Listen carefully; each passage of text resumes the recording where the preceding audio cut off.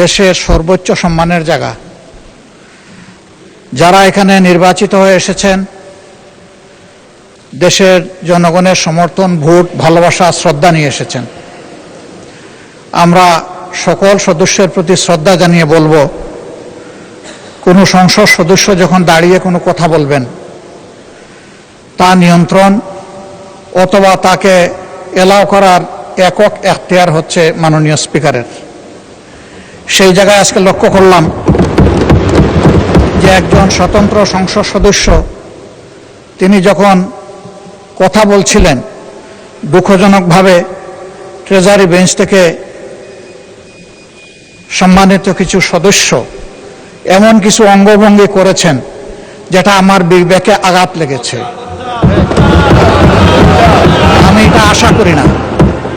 এমনকি আমি এও লক্ষ্য করলাম, একবার দুইবার নয়, 4 বার 5 বার নির্বাচিত হয়ে এই সংসদে যারা এসেছেন তাদের কেউ কেউ এই কাজটা করেছেন।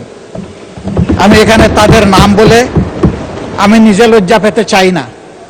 আমরা প্রথম দিনই অনুরোধ করেছিলাম ভালো কিছু সংস্কৃতির চর্চা হোক এখানে, এবং আমরা শিখতে চাই। আমরা জাতিকে নিজে শিখব, জাতিকেও আমাদের সাথে উদ্বুদ্ধ করব।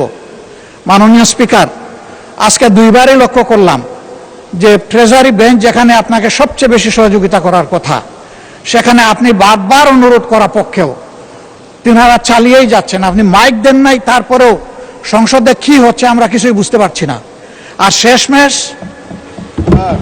যখন